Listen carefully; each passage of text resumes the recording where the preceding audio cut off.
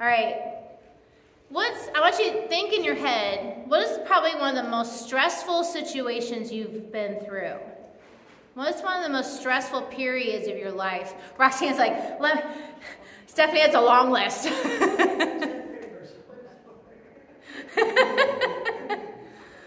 Yeah, there's a lot. I was trying to think for myself, like, what is some of the most stressful situations? Because I knew I was talking about stress. And I'm like, what are some of the ones? And then I got to thinking about the pandemic. As a teacher, the pandemic was one of the most stressful situations that I have encountered. And as a teacher, like, starting school is always stressful and exciting. It's both. You know, I'm trying to get my classroom ready. What am I going to do different? How is it going to go with the kids? I'm also in the middle of cheerleading season. I've got cheerleading stuff going on. I'm trying to say goodbye to summer and the pool and like get geared up to go back to school. And so August is always a little stressful. But the year of the pandemic, I mean, every other week it was like, we're going to be in school. Oh, now we're not going to be in school. And I had me teaching gym, which I'd only ever taught once before. And I was not trained to be a gym teacher. So here I am teaching something I didn't really, I kind of understood it, but I didn't know it well. It was exhausting the year before. And I'm like, how can I make this not exhausting? But now I'm in a pandemic. And now I either had to teach gym out of my dining room on Zoom. That was fun. Or you can go to the classroom where you have to social distance and you can't use any equipment. So I had to find a way to teach gym where the kids only had about 3 feet of space to move in with no equipment.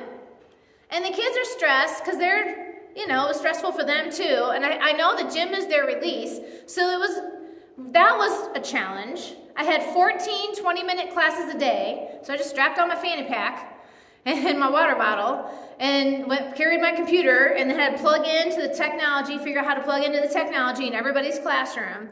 And so that was stressful. And sometimes the technology didn't work. And then I'm like, oh, now how am I going to teach kids with no technology in this situation?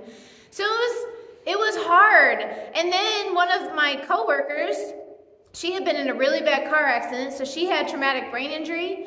And so she already struggled to deal with change because of her head injury. And so here I am trying to deal with it and then try to help her make it not so stressful on her. It was really challenging. And you know how it is when you're going through a stressful situation like that, you go home and it's not like I would leave school and be like, okay, put my backpack down and go home. I would go home and be like, okay, how am I going to do this? And what are we going to do? And we're going to change. And just like my mind would just be like, trying to figure out how to handle this hard and challenging new season. And so stress is normal. I'm sure when I asked you guys to think of a stressful situation, I bet everyone in this room could think of at least one. Even my young members, I bet you guys were able to come up with at least one stressful situation in your life. Stress is a normal part of life. Our bodies are equipped to handle it. We do have a stress response in our bodies. We have different things like our heart rate speeds up, our blood pressure increases, our muscles get more energy. It's that fight or flight that we talked about last week.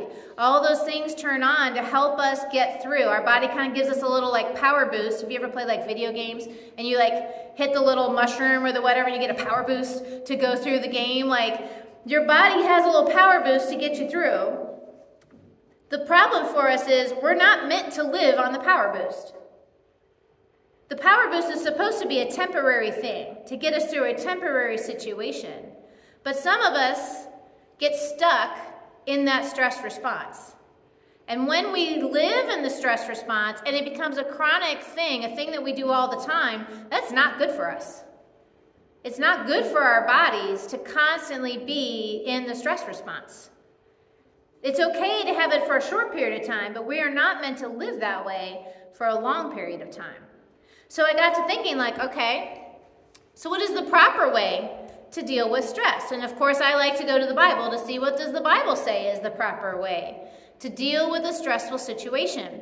And so I came across the story from Paul in the Philippians. Now, Paul was no stranger to stress. Paul was a disciple. He traveled all over the place. He was beaten up a bunch of times. When he wrote this letter to the Philippians, he was in prison. He had gone to Rome and he was thrown in prison. He's living for years. Paul lived in prison. I feel like that's probably a pretty stressful place to be, especially in Roman times. You know, now I imagine prison is clean and they get their 3 squares a day and they get exercise, and we're not supposed to have cruel and unusual punishment, but the Romans didn't care about that stuff.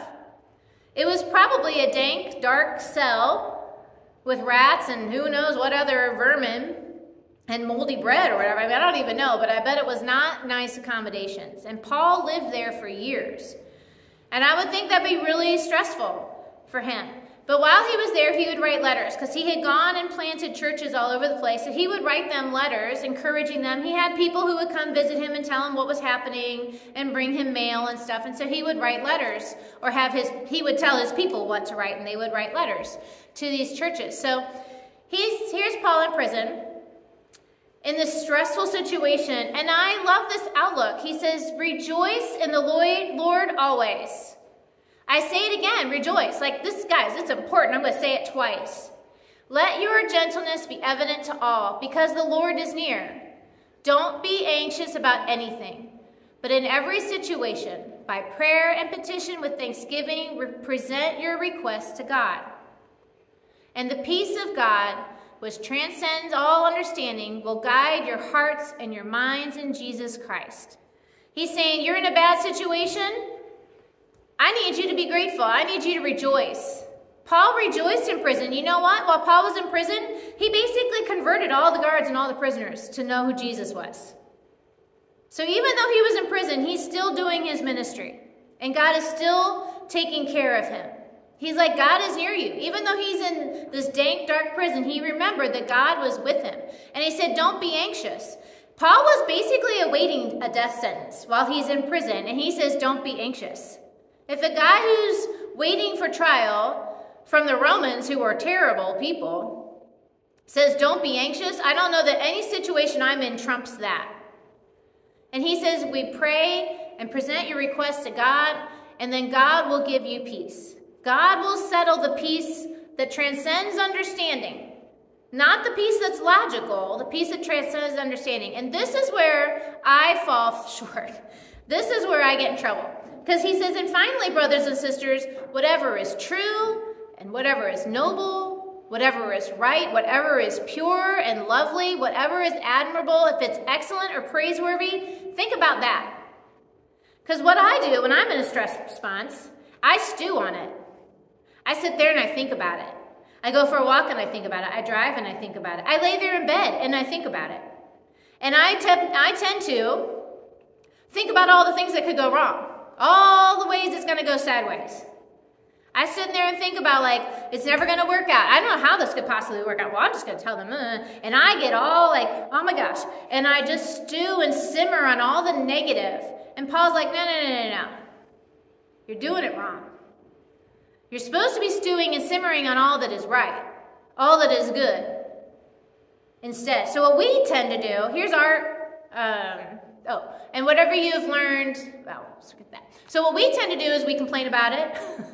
We tend to be jerks to people, because I'm in a stressful situation, so I'm going to snap that person's head off. I'm stressed out, so when my kids are a jerk, I'm going to bite their head off. Or I'm stressed out, and when my coworker says something snarky, I'm going to be snarky right back to them. Or I'm in a stressful situation, I'm going to go to that restaurant, and I'm going to be, we're rude to the waitress, because I'm having a bad day.